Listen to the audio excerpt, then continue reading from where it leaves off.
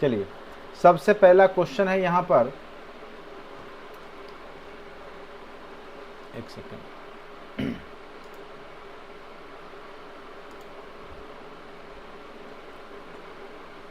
भारत की संघीय व्यवस्था में न्यायालय के शीर्ष पर कौन सा न्यायालय है? आपको पता होगा, जब न्यायपालिका हमने पढ़ाया था तो चूंकि भारत में एकीकृत न्यायिक व्यवस्था है तो सबसे ऊपर सर्वोच्च न्यायालय होता है। भारत में क्या होता है? सबसे ऊपर सर्वोच्च न्यायालय, जिसको आप लोग सुप्रीम कोर्ट बोलते हैं, ठीक है, न्यायालय, ठीक है। उसके नीचे जो होता है आपका, सर्वोच्च न्यायालय के नीचे जो होता है वो आपका होता है हाई कोर्ट, उच्च न्यायालय। क्या हो जाता है? उच्च न्यायालय, ठीक है। उसके नीचे आपका क्या होता है? जिला स्तर पर जिला न्यायालय, ठीक है, जिसमें आपको एक होते हैं जिला न्यायाधीश, डिस्ट्रिक्ट जज, और एक होते हैं सेशन जज। तो जो भी दीवानी, जो भी केस होगा, सिविल मामले, वो आपके डिस्ट्रिक्ट लेवल पे होता है तो उसका जिला न्यायाधीश करते हैं। अगर फौजदारी मामला है, मारपीट का, लड़ाई झगड़ा का है, ठीक है, जिसमें हिंसात्मक गतिविधि हुई है, तो उसके लिए आपके सेशन न्यायालय होते हैं, ठीक है। अब खास करके आपराधिक मामले, तो ये आपको याद रखना पड़ेगा। तो यहाँ पे आपका क्वेश्चन है कि भारत की संघीय व्यवस्था में, चूंकि भारत एक राज्यों का संघ है, तो न्याय के शीर्ष पे कौन बैठा हुआ है? कौन है? तो आपको पता होगा सबसे ऊपर में कौन सा है, तो सर्वोच्च न्यायालय है। अनुच्छेद 124 के तहत हमने आपको अच्छे से पढ़ाया हुआ है, उस वीडियो को भी आप कंटेंट में देख सकते हैं। भारतीय न्यायिक व्यवस्था कुछ ही दिन पहले हमने पढ़ाया था, ठीक है। चलिए नेक्स्ट, सर्वोच्च न्यायालय का क्या दायित्व है? तो आपको पता ही होगा सर्वोच्च न्यायालय क्या करती है। संविधान की रक्षा एवं अभिभावक का कार्य बिल्कुल ये करती है। नागरिकों के मौलिक अधिकारों की सुरक्षा प्रदान करना, ये भी करती है। संघीय व्यवस्था की रक्षा करना, ये भी करती है। तो इसका एग्जैक्ट आंसर क्या हो जाएगा आपका? एक से अधिक। इस तरह के क्वेश्चन आपके एग्जाम में खूब पूछे जाएंगे, इसीलिए इस तरह के क्वेश्चन को जरूर आप लोग अच्छे से देखिए। सर्वोच्च न्यायालय का क्या दायित्व है? तो संविधान की रक्षा एवं अभिभावक का कार्य तो करता ही है, क्योंकि सबसे ऊपर में है। तो जितने भी हाई कोर्ट है, चाहे जिला कोर्ट है, वो सभी के लिए अभिभावक के रूप में सुप्रीम कोर्ट ही है। तो सुप्रीम कोर्ट के जो न्याय होते हैं या जो भी, तो वो अभिलेख न्याय होता है, अभिलेखीय रूप में, यानी सभी जितने भी उसके अधीनस्थ न्यायालय है, चाहे हाई कोर्ट है चाहे जिला न्यायालय, उसको मानना पड़ता है। और मौलिक अधिकारों की सुरक्षा का भी दायित्व जो है सुप्रीम कोर्ट के पास रहता है। तो ये सब बिल्कुल सभी सही है, तो इसलिए इसका आंसर हो गया आपका एक से अधिक, ठीक है। नेक्स्ट क्वेश्चन पे आते हैं। सर्वोच्च न्यायालय के न्यायाधीश किस उम्र तक अपने पद पे बने रह सकते? तो याद रखिएगा, सर्वोच्च न्यायालय के 65, और जो हाई कोर्ट होते हैं वो 62। तो हाई कोर्ट उसके नीचे है तो एज कम है, 62, और सुप्रीम कोर्ट उसके ऊपर है, तो याद रखिएगा 65। तो यहाँ पे इसका आंसर हो जाएगा ऑप्शन नंबर सी, 65 वर्ष। 65 वर्ष के आयु तक जो है बने रह सकते हैं अपने पद पर। कौन? तो सर्वोच्च न्यायालय के मुख्य न्यायाधीश, ठीक है। उम्मीद कर रहे हैं कि आप लोग अच्छे से समझ पा रहे होंगे। किन्हीं को कोई दिक्कत भी है, साउंड प्रॉब्लम या कुछ भी, तो आप लिख के मैसेज कर सकते हैं। चलिए, बहुत अच्छा आप लोग जवाब दे रहे हैं। नेक्स्ट क्वेश्चन पे आते हैं।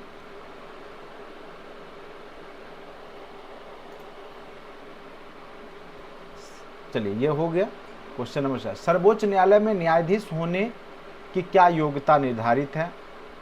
तो हमने पिछले क्लास में भी आपको बताया था कि 5 वर्ष तक उच्च न्यायालय में न्यायाधीश रह चुके हैं तो भी उनको बनाया जा सकता है, या 10 वर्ष तक उच्च न्यायालय जो हाई कोर्ट है, राज्य स्तरीय जो न्यायालय होता है, उसमें अगर वो वकील रह चुके हैं, वकालत कर चुके हैं, तब भी वो जो है मान्य होता है, ठीक है। तो आपका ये भी सही है, ये भी सही है। और राष्ट्रपति के नज़र में तो कानून का ज्ञाता होना ही चाहिए, ठीक है। तो ये सभी तीनों जब आपका यहाँ पर योग्यता निर्धारित करते हैं, क्योंकि राष्ट्रपति ही जो है इनकी नियुक्ति करते हैं, तो राष्ट्रपति की नज़र में भी कानून का ज्ञाता होना चाहिए वो व्यक्ति। साथ साथ ये दोनों तो एकदम अति आवश्यक है, ठीक है। सर्वोच्च न्यायालय में न्यायाधीश बनने के लिए ये सब योग्यता आवश्यक है, इसीलिए इसका आंसर क्या हो जाएगा आपका? ऑप्शन नंबर डी, 1 से अधिक, ठीक है। चलिए नेक्स्ट क्वेश्चन पे आते हैं। सर्वोच्च न्यायालय के न्यायाधीशों की नियुक्ति कौन करता है? अभी तुरंत हमने बताया, सर्वोच्च न्यायालय के न्यायाधीशों की नियुक्ति राष्ट्रपति करते हैं। किसके परामर्श से करेंगे? मुख्य न्यायाधीश के सलाह से। तो सीधे राष्ट्रपति लिखा, तो अपने मन से ये किसी को नहीं बना सकते, इसलिए ये गलत हो गया। मुख्य न्यायाधीश की सलाह से प्रधानमंत्री, ये भी गलत हो गया। हाँ, मुख्य न्यायाधीश की सलाह से राष्ट्रपति, ये बिल्कुल सही जवाब है, क्योंकि राष्ट्रपति अपने मन से किसी को नहीं बना सकते। उनको भी मुख्य न्यायाधीश जो है, सुप्रीम कोर्ट के जो मुख्य न्यायाधीश होते हैं, चीफ जस्टिस, उनसे सलाह लेना पड़ता है कि किन व्यक्तियों को न्यायाधीश के रूप में नियुक्त किया जाए। ठीक है, तो इसका आंसर हो गया आपका ऑप्शन नंबर सी, सही जवाब हो जाएगा। नेक्स्ट क्वेश्चन आते हैं, न्यायाधीशों को पदच्युत कैसे किया जा सकता है? ठीक है, तो न्यायाधीशों को पदच्युत, आपको पता होगा कि जब भी न्यायाधीश पदच्युत हो गए तो उसको संसद में प्रस्ताव पारित करना होगा। ठीक है, तभी जाकर के ये संभव है। प्रधानमंत्री के प्रस्ताव राष्ट्रपति द्वारा बिल्कुल नहीं, प्रधानमंत्री कितना भी प्रस्ताव कर ले, कुछ इसमें प्रस्ताव कर ही नहीं सकते। यहाँ पे है संसद के किसी भी सदन में, हमने आपको बताया था लोकसभा या राज्यसभा, किसी भी सदन में, लोकसभा में है तो उसमें 100 और राज्यसभा है तो 50, अगर उसके खिलाफ जाएगा, न्यायाधीश के खिलाफ, तब उसको पद से, और उसके बाद भी उसका रीजन होगा और सभी वोटिंग होगा, तब जाकर के वो हटाए जा सकते हैं। तो संसद के दोनों सदनों से पारित प्रस्ताव पर राष्ट्रपति द्वारा जो है न्यायाधीश को पदच्युत किया जा सकता है। तो एक प्रकार से कह सकते हैं महाभियोग की प्रक्रिया जो है वो न्यायाधीशों पे भी लग सकती है, लेकिन संसद के दोनों सदन में पहले पारित होना पड़ेगा, तभी जाके। ये सब चीज़ हमने आपको जब न्यायपालिका पढ़ाया था तो उसमें ये सब हमने अच्छे से आपको बता रखा है। विधि के प्रश्नों पर इनमें कौन सर्वोच्च न्यायालय से परामर्श ले सकता है? तो आपको पता होगा अनुच्छेद 143 के तहत हमने आपको एकदम हेडलाइन, एकदम हेडलाइट करके आपको बताया हुआ है कि राष्ट्रपति जो होते हैं वो विधि के प्रश्नों पे परामर्श ले सकते हैं। ठीक है, तो 7 का आंसर क्या हो जाएगा? राष्ट्रपति। अनुच्छेद 143 के तहत राष्ट्रपति कानूनी मामलों में सर्वोच्च न्यायालय के जो मुख्य न्यायाधीश हैं या सर्वोच्च न्यायालय से वो परामर्श ले सकते हैं। चलिए नेक्स्ट क्वेश्चन पे आते हैं। सर्वोच्च न्यायालय के न्यायिक पुनर्विलोकन की शक्ति, सर्वोच्च न्यायालय के न्यायिक पुनर्विलोकन की शक्ति का अर्थ क्या है? हमने आपको बताया था न्यायिक पुनर्विलोकन यानी अगर कोई भी कानून बना, उस समय तो बन गया, लेकिन अगर आगे चल करके उसका इम्पैक्ट जनता पे बैड इम्पैक्ट है, सही से वो जो है इम्पैक्ट नहीं है, उसका प्रभावपूर्ण या वो हानिकारक है, तो उस स्थिति में ठीक है पुनर्विलोकन की शक्ति सर्वोच्च न्यायालय को दी गई। संसद द्वारा निर्मित विधि की संवैधानिकता की जांच करना, ये भी सही है। कार्यपालिका का आदेश की संवैधानिकता की जांच करना, संविधान के विरुद्ध पाए जाने पर उसे असंवैधानिक घोषित करना, ये भी सही है। ठीक है, तो यानी ये तीनों कथन यहाँ पे सही है, इसलिए इसका आंसर क्या हो जाएगा आपका ऑप्शन नंबर डी, एक से अधिक। यानी संविधान के विरुद्ध अगर कोई भी जो कानून बनाया गया है संसद के द्वारा, अगर वो संविधान के विरुद्ध है, तब भी जो है उसको असंवैधानिक घोषित कर सकता है सुप्रीम कोर्ट। कार्यपालिका अगर आदेश सही ढंग से नहीं लागू किया, जनता के हित में नहीं है, उसको भी जो है जांच कर सकता है। और संसद द्वारा निर्मित किसी भी कानून की संवैधानिकता कितना सही है, संविधान के अनुसार है या नहीं है, तो अगर नहीं पाया जाएगा संविधान के अनुसार तो उसको रद्द कर सकता है। तो इसी को न्यायिक पुनर्विलोकन की शक्ति कहते हैं। तो इसमें आपका ऑप्शन नंबर डी सही जवाब है, एक से अधिक। मौलिक अधिकारों की रक्षा के लिए सर्वोच्च न्यायालय कौन सा आदेश या लेख जारी कर सकता है? देखिए मौलिक अधिकार हमने आपको बताया था, जो मौलिक अधिकार कितने होते हैं, तो मौलिक अधिकार वर्तमान में कितने हैं, तो 6 हैं। ठीक है, कि रक्षा के लिए सर्वोच्च न्यायालय जब भी जारी करेगा तो क्या जारी कर सकता है इसमें से बताइए? तो वो परम आदेश भी जारी कर सकता है, उत्प्रेषण भी जारी कर सकता है, प्रतिषेध भी। ठीक है, तो ये तीनों जो है वो जारी कर सकता है, इसलिए इसका आंसर क्या हो जाएगा आपको एक से अधिक। सर्वोच्च न्यायालय के प्रारंभिक क्षेत्राधिकार का अर्थ क्या है? प्रथम बार में ही सर्वोच्च न्यायालय के सामने आ सकने वाले मुकदमे। ठीक है, नेक्स्ट है उच्च न्यायालय के फैसले के विरुद्ध अपील के रूप में आने वाले मामले, व्यक्तिगत अधिकारों की रक्षा के लिए आने वाले मामले। देखिए डायरेक्ट अगर आप जो भी मामले डायरेक्ट सुप्रीम कोर्ट में ही जाते हैं तो वैसे मामले को ही कहा जाता है प्रारंभिक क्षेत्राधिकार। ठीक है, तो जिसको कि हमने आपको अच्छे से बताया हुआ है। तो प्रथम बार में ही सर्वोच्च न्यायालय के सामने जो मुकदमे होते हैं, खास करके मौलिक अधिकार को लेकर के, उसमें अगर किसी जनता के मौलिक अधिकार की हनन होती है तो डायरेक्ट जो है प्रारंभिक क्षेत्राधिकार जो है वो होता है, जिस पे डायरेक्ट सुप्रीम कोर्ट एक्शन लेती है। तो ये इसका सही जवाब है 10 का आपका ऑप्शन नंबर ए। सर्वोच्च न्यायालय अधीक्षण की शक्ति का प्रयोग किस प्रकार करता है? यह अपने अधीनस्थ न्यायालयों का निरीक्षण करता है, ये भी सही है। उनकी प्रशासनिक व्यवस्था के संचालन के लिए नियम बनाता है। तो ये हमने आपको बताया था कि ये काम प्रशासनिक व्यवस्था का संचालन के लिए नियम उसका बनाने का काम नहीं है। न्यायिक सेवा के अधीनस्थ अधिकारियों की सेवा की शर्तें निर्धारित करता है, ठीक है, ये भी सही है। तो यह अपने अधीनस्थ न्यायालयों के निरीक्षण का कार्य करता है, ये भी सही है। उनकी प्रशासनिक व्यवस्था के संचालन के लिए नियम बनाता है। और न्यायिक सेवा के, ये गलत है, न्यायिक सेवा के अधीनस्थ अधिकारियों की सेवा की शर्तें निर्धारित, ये सही है। तो इसका आंसर आपका ऑप्शन नंबर डी हो जाएगा, 1 से अधिक इसका सही जवाब होगा। सर्वोच्च न्यायालय की स्वतंत्रता पर 42वें संविधान संशोधन अधिनियम द्वारा लगाए गए अंकुश को किस संशोधन द्वारा हटाया गया? तो यह हटाया गया, याद रखिएगा, 43वां संविधान संशोधन के द्वारा। सर्वोच्च न्यायालय के न्यायाधीशों की स्वतंत्रता के लिए क्या व्यवस्थाएं की गई है? यानी वहाँ उसके जो न्यायाधीश होते हैं वो स्वतंत्र होते हैं, उसके लिए क्या व्यवस्था? इनके सेवा काल की सुरक्षा प्राप्त होती है, इनके वेतन और भत्ते में कोई कटौती नहीं की जा सकती, इनकी सेवा की शर्तों में कोई अलाभकारी बदलाव नहीं किया जा सकता, ठीक है। तो इन्हें सेवा काल की सुरक्षा प्राप्त होती है, ये भी सही है। ये कोई भी निर्णय ले, इससे कोई मतलब नहीं, इनको हटाया नहीं जाएगा। हाँ, ये 65 वर्ष या 62 वर्ष जो आयु है पूरा हो जाएगा कार्यकाल, तभी ये हट सकते हैं। तो सुरक्षा प्राप्त होती है। इनके वेतन और भत्ते में कोई कटौती, हाँ, इनके वेतन में अगर कोई भी मामला होता है तो इनका वेतन नहीं कोई काट सकता है, या कोई भी भत्ता में कटौती इनके नहीं की जा सकती है, और इनकी सेवा की शर्तों में कोई अलाभकारी बदलाव नहीं किया जा सकता। यानी इनकी सैलरी है, अगर देश में वित्तीय आपात भी आ गया, ठीक है, उस समय भी इनके सैलरी को कोई काट नहीं सकता है या कोई बदलाव नहीं कर सकता है। तो ये आपका सर्वोच्च न्यायालय के न्यायाधीशों की स्वतंत्रता की व्यवस्थाएं की गई है, इसीलिए वो स्वतंत्र रूप से न्याय ले सके, इसके लिए है। तो इसका एग्जैक्ट आंसर हो जाएगा 13 का डी, ऑप्शन नंबर डी हो जाएगा, 1 से अधिक।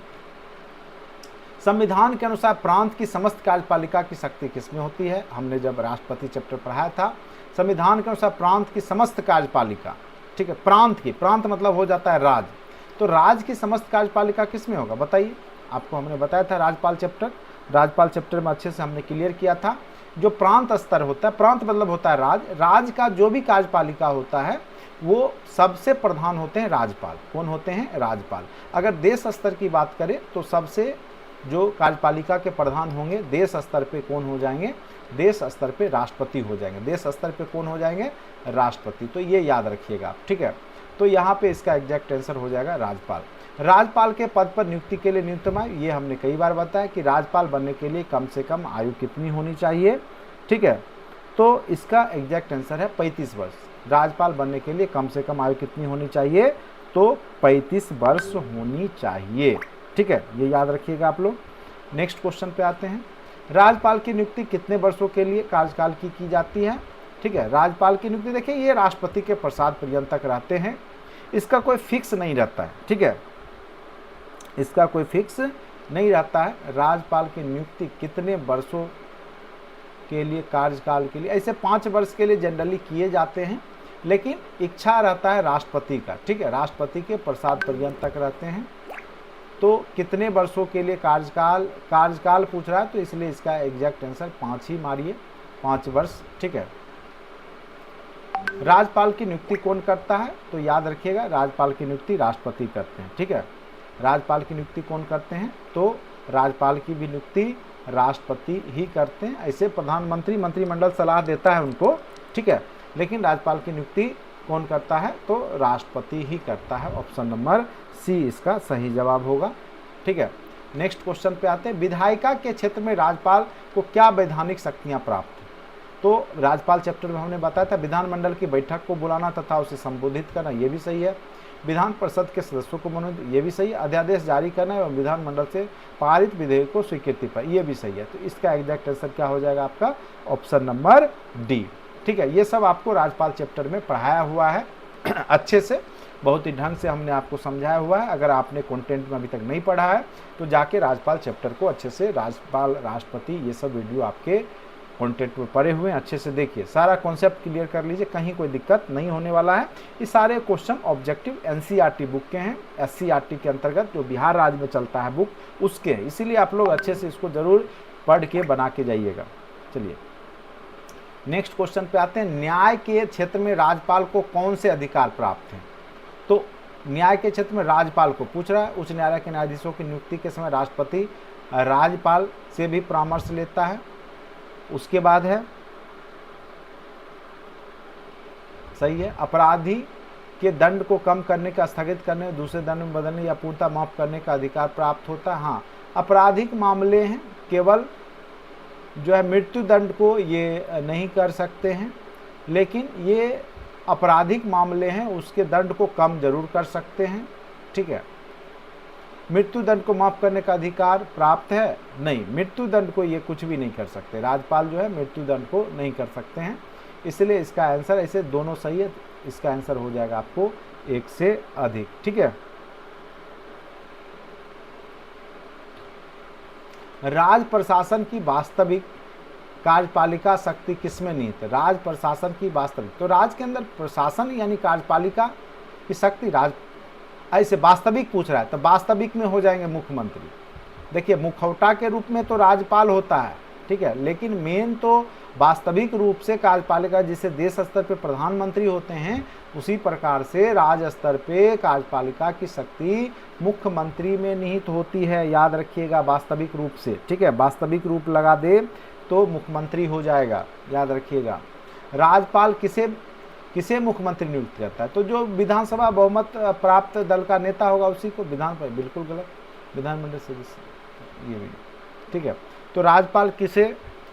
तो विधानसभा में बहुमत प्राप्त दल के नेता को, ठीक है, वह मुख्यमंत्री के रूप में नियुक्त करता है, ये सही जवाब है। राज्य मंत्री परिषद के मंत्रियों की नियुक्ति कैसे होती है? तो राज्य मंत्री परिषद के मंत्रियों की नियुक्ति, देखिए, मंत्री परिषद के जो मंत्री होंगे उनके नियुक्ति किसके द्वारा होगा? तो मुख्यमंत्री के परामर्श से। किसके द्वारा होगा? तो मुख्यमंत्री के परामर्श से ही राज्यपाल के द्वारा मंत्री परिषद के मंत्रियों की नियुक्ति किया जाता है। तो उसमें परामर्श मुख्यमंत्री जरूर देगा राज्यपाल को, तभी जाके वो होता है। ठीक है, याद रखिएगा। मंत्रियों के बीच विभाग कार्यों का बंटवारा कौन करता है? तो जो कार्य होते हैं उसका बंटवारा जो है मेन रूप से मुख्यमंत्री ही करते हैं, इसमें इनका योगदान होता है मुख्यमंत्री का, वो कार्य विभाग को बांटते हैं। राज्यपाल अपनी न्यायिक शक्तियों का प्रयोग किसकी सलाह से करता है? तो राज्यपाल अपनी न्यायिक शक्ति का प्रयोग मुख्यमंत्री, मंत्रिपरिषद, देखिए यहाँ पे देखिए न्यायिक व्यवस्था से जुड़ा हुआ है। ठीक है, तो राज्यपाल अपनी न्यायिक शक्ति का प्रयोग किसकी सलाह से करेगा? तो वो मंत्रिपरिषद की सलाह से ही करेगा। ठीक है, अपनी न्यायिक शक्ति का प्रयोग, याद रखिएगा। मुख्यमंत्री और मंत्रिपरिषद के बीच क्या संबंध है?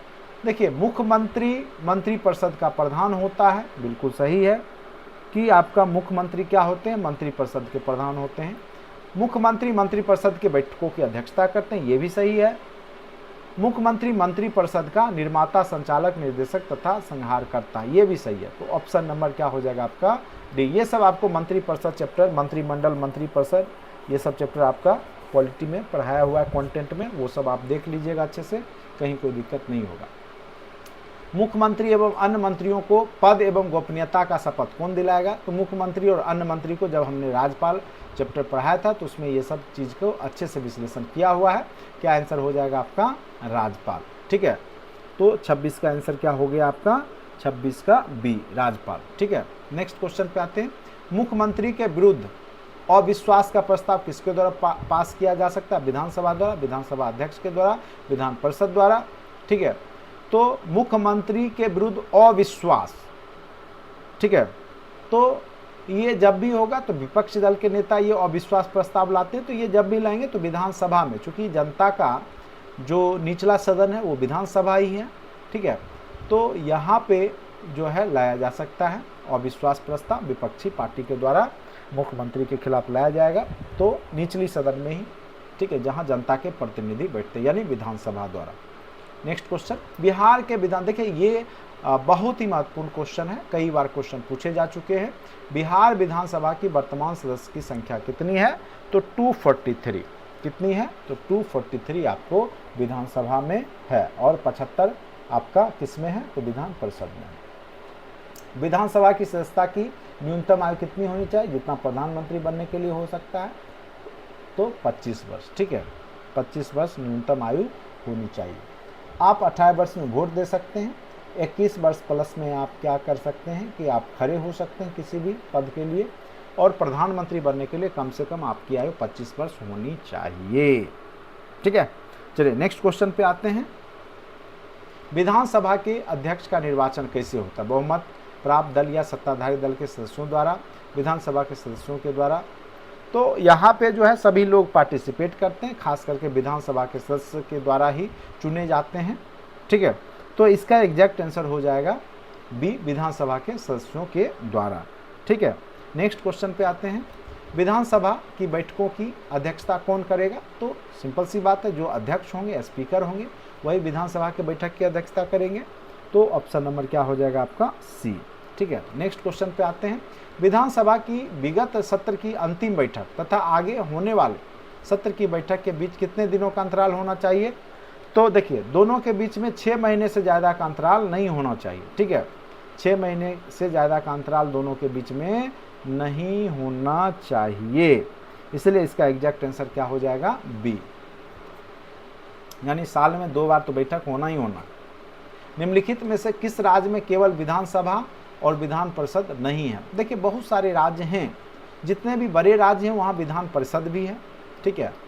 जो आप देखिएगा जनसंख्या के हिसाब से चाहे क्षेत्रफल के हिसाब से बड़े राज्य में आपको विधान परिषद दिखेगा, जितने छोटे राज्य हैं उसमें विधान परिषद। तो जैसे महाराष्ट्र में भी जनसंख्या के दृष्टिकोण से आप देखिएगा कि बड़ा है, ठीक है।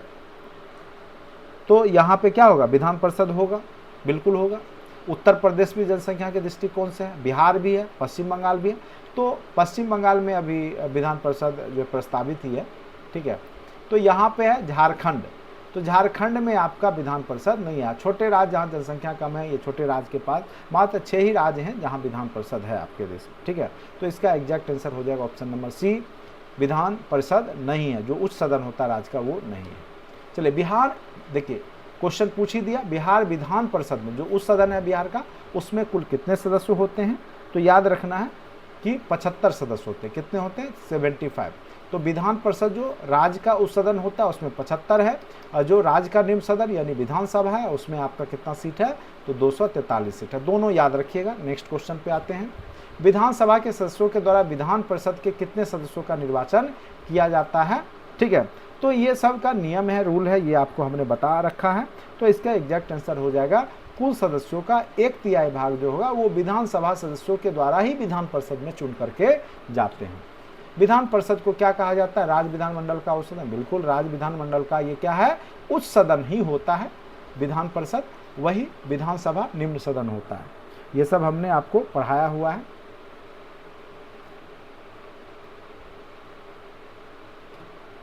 विधान परिषद के कितने सदस्य राज्यपाल द्वारा मनोनीत किए जा सकते हैं?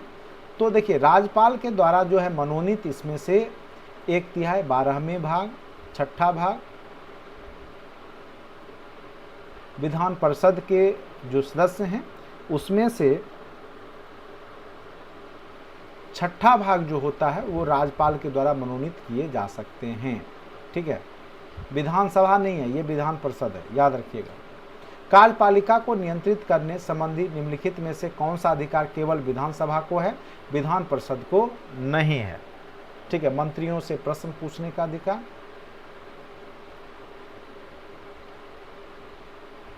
वाद विवाद एवं बहस करने का अधिकार, मंत्रिमंडल के विरुद्ध अविश्वास प्रस्ताव पारित करने का अधिकार। ठीक है, तो कौन सा अधिकार विधान परिषद को नहीं है? तो याद रखिएगा, जो है मंत्रिमंडल के विरुद्ध अविश्वास का प्रस्ताव पारित करने का अधिकार जो है वो विधान परिषद को नहीं है। जब भी मंत्रिमंडल के विरुद्ध अविश्वास आएगा तो विधानसभा में ही आएगा और विपक्षी दल पार्टी ये अविश्वास प्रस्ताव लाती है, तो याद रखिएगा।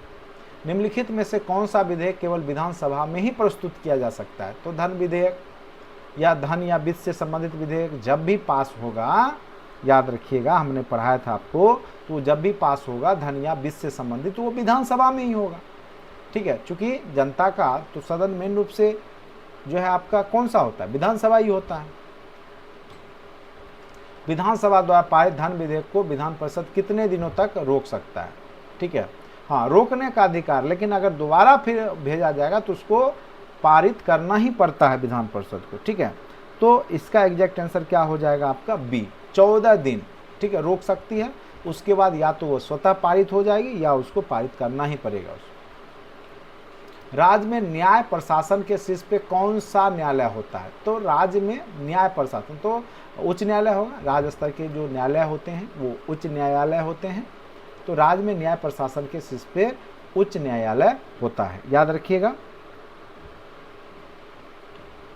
उच्च न्यायालय के मुख्य न्यायाधीश एवं अन्य न्यायाधीशों की नियुक्ति कौन करता है? उच्च न्यायालय के मुख्य न्यायाधीश तो राष्ट्रपति, सर्वोच्च न्यायालय का मुख्य न्यायाधीश।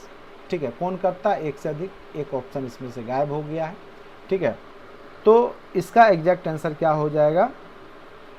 राष्ट्रपति। उच्च न्यायालय के मुख्य न्यायाधीश की नियुक्ति या अन्य न्यायाधीश की नियुक्ति भी राष्ट्रपति ही करता है।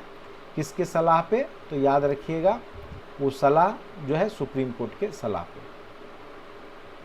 उच्च न्यायालय के न्यायाधीश की सेवानिवृत्ति आयु हमने बताया था आपको 62 वर्ष उच्च न्यायालय का, वहीं उच्चतम न्यायालय का 65 वर्ष। दीवानी मामलों में न्यूनतम कितने रुपये मूल्य की जायदाद के प्रश्न पर उच्च न्यायालय में अपील की जा सकती है? दीवानी जो जिसमें मारपीट नहीं हुआ रहता है वो मामला। ठीक है, तो कितने रुपये के मूल्य की अपील दर्ज की जा सकती है? कहाँ पे?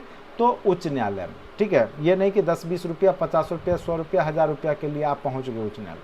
ठीक है, तो याद रखिएगा। तो दीवानी मामला में जो है कम से कम 5000 रुपये का मामला होगा, तभी आपका मामला जो है उच्च न्यायालय में जाएगा। फौजदारी मामलों में उच्च न्यायालय में अपील कब की जा सकती है? प्रथम श्रेणी दंडाधिकारी के, देखिए एकीकृत है तो सबसे पहले निचले स्तर पे ही उसको सॉल्व किया जाता है। ठीक है, तो फौजदारी मामलों में उच्च न्यायालय में तभी आप फौजदारी मामला में सबसे पहले तो आपको कहाँ चला जाएगा? वो सत्र न्यायालय में चला जाता है के द्वारा दी गई सजा के विरुद्ध। जब वो सत्र न्यायालय आपको निर्णय दे देगा, ठीक है, अगर आपको निर्णय सही नहीं लग रहा है तब आप जा सकते हैं सत्र न्यायालय के निर्णयों के विरुद्ध आप जा सकते हैं हाईकोर्ट, उससे पहले नहीं। उच्च न्यायालय के प्रारंभिक क्षेत्राधिकार के अंतर्गत कैसे मामले आते हैं? दीवानी मामले, नागरिक अधिकारियों की रक्षा के मामले, फौजदारी न्यायिक श्रृंखला। ठीक है, तो इसका एग्जैक्ट आंसर हो जाएगा आपके नागरिक अधिकारों की रक्षा। देखिए नागरिक अधिकार का रक्षा का जो मामला है वो आपको सुप्रीम कोर्ट में भी जा सकता है और हाई कोर्ट में भी जा सकता है। ये दोनों के जो है प्रारंभिक क्षेत्राधिकार के अंतर्गत ही आते हैं। जिले की ऊंची अदालत क्या होता है? देखिए ऊंची अदालत कौन सी है? डिस्ट्रिक्ट जज कोर्ट, सेशन कोर्ट, सबसे ऊंचे राजस्व न्याय। ठीक है, तो इसका एग्जैक्ट आंसर क्या हो जाएगा? तो जिले की ऊंची अदालत कौन सी है? तो सेशन कोर्ट। ठीक है, डिस्ट्रिक्ट कोर्ट या सेशन कोर्ट होता है, तो यहाँ पे सेशन कोर्ट है जो कि जिसमें फौजदारी मामले खास करके आपराधिक मामले होते हैं। तो जिले की ऊंची अदालत कौन सी है? तो सेशन कोर्ट इसका यहाँ पे एग्जैक्ट आंसर हो जाएगा। सबसे ऊंची राजस्व न्याय अदालत कौन सी है? बोर्ड ऑफ रेवेन्यू, राजस्व से संबंधित। ठीक है, तो सबसे ऊंची जो है बोर्ड ऑफ रेवेन्यू जो होती है राजस्व से संबंधित, वो सबसे ऊंची न्यायालय है राजस्व से संबंधित, बोर्ड ऑफ रेवेन्यू। ठीक है, याद रखिएगा बोर्ड ऑफ रेवेन्यू। दीवानी मामले की जिला में सबसे ऊंची अदालत कौन सी है? दीवानी मामला तो वो तो आपका क्या हो जाएगा? दीवानी मामला कहाँ पे जाएगा?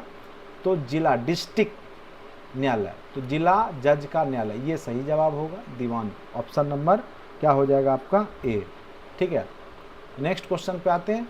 राज्य के फौजदारी, दीवानी एवं राजस्व न्याय का सर्वोच्च न्याय। तो स्वाभाविक से राज्य के अंदर उच्च न्यायालय ही होता है, इसलिए इसका एग्जैक्ट आंसर क्या हो जाएगा, 50 का ए हो जाएगा। ठीक है, तो राज्य के जो भी सर्वोच्च न्यायिक निकाय है वो आपका उच्च न्यायालय ही होता है, जिला स्तर का जिला न्यायालय, और जिसको आप जिला कोर्ट भी कह सकते हैं, डिस्ट्रिक्ट कोर्ट या सेशन कोर्ट।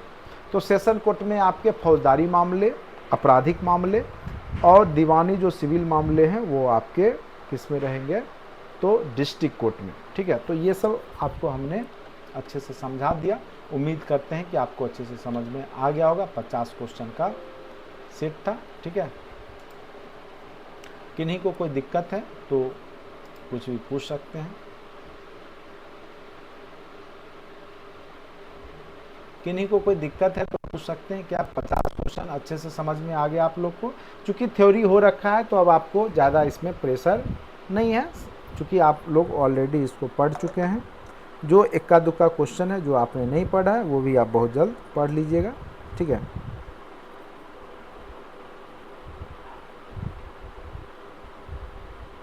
कल आप लोग का जो है एक क्लास में मॉर्निंग में अरेंज करूँगा। ठीक है, तो मॉर्निंग में आपका क्लास जो है 8 से 9:30 तक चलेगा। हिस्ट्री के जो महत्वपूर्ण टॉपिक है, प्राचीन इतिहास, खास करके 10+2 वाले ज़रूर उसमें रहिएगा, बाकी सबके लिए महत्वपूर्ण है। हर्षवर्धन का जो क्वेश्चन कम से कम 7-8 क्वेश्चन पूछ दिए गए थे पिछले बार 10+2 में, तो वो चैप्टर अच्छे से थ्योरी प्लस ऑब्जेक्टिव में करवाऊंगा। तो आप लोग कल सुबह में जो है 8 बजे से मैं लिंक शेयर करूंगा, तो आप लोग जो भी मैसेज आता ही होगा तो आप लोग जो है 8 बजे ज़रूर ऑनलाइन हो जाइएगा। ठीक है, तो 10+2 वाले तो निश्चित रूप से होइएगा, बाकी लोग भी देख लीजिएगा, चूँकि कहना मुश्किल होता है कि कहाँ पे कौन सा क्वेश्चन आ जाएगा। ठीक है, और ऑब्जेक्टिव सेशन में आपको जो भी है, और मैं देखिए कई लोग बोले थे कि सर आंसर उसी पेज में डाल दिया कीजिए जिससे पढ़ने में आसानी होगी। देखिए हमारा उद्देश्य आपको रटाना नहीं है, इसीलिए हम आपको आंसर जो देते हैं वो आपको लास्ट में देते हैं। आपको जब भी PDF मिलता है तो ये बात हमेशा ध्यान रखिए, सबसे पहले आप उसको बनाइए, 50 क्वेश्चन आप आंसर लिख लीजिए, उसके बाद लास्ट में आंसर की है उससे मिला लीजिए कितने सही हुए कितने गलत हुए और आप क्या सोच रहे थे। अगर मैं यहाँ पे सामने में आंसर लिख दूँ तो आप क्वेश्चन ठीक से समझिएगा भी नहीं और आंसर देख के रट लीजिएगा, और यही गलतियाँ आपसे जो होगी वो आपको फाइनल एग्जाम में बहुत सारे आसान क्वेश्चन को भी गलत करा देगी। थोड़ा सा घुमाएगा वहाँ पे और आप रटे हुए हैं और आप ज़्यादा दिमाग नहीं लगेगा। सुप्रीम कोर्ट देखिए, अब क्वेश्चन कुछ है मार रहे हैं सुप्रीम कोर्ट, तो इस स्थिति में बहुत ज़्यादा समस्याएं आपके साथ आ जाएगी।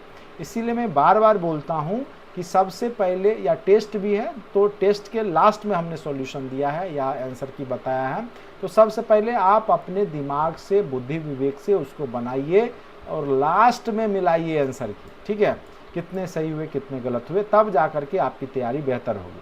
चलिए आज ज़्यादा नहीं पढ़ाऊँगा, कल मैं फिर से मॉर्निंग में भी और फिर शाम में भी होगा, तो कल 8 से 9:30 मॉर्निंग में आप लोग को लिंक दिया जाएगा, तो आप लोग एक्टिव हो जाइएगा अपना। हर्षवर्धन के जो भी टॉपिक हैं हिस्ट्री का, चूँकि प्राचीन इतिहास के महत्वपूर्ण टॉपिक हैं और 10+2 में पूछे गए हैं, 6 से 7 क्वेश्चन पूछे गए थे, इसीलिए वो मैं करवाऊँगा, तो आप लोग बने रहिएगा। चलिए अभी के लिए, आज के लिए इतना ही, धन्यवाद।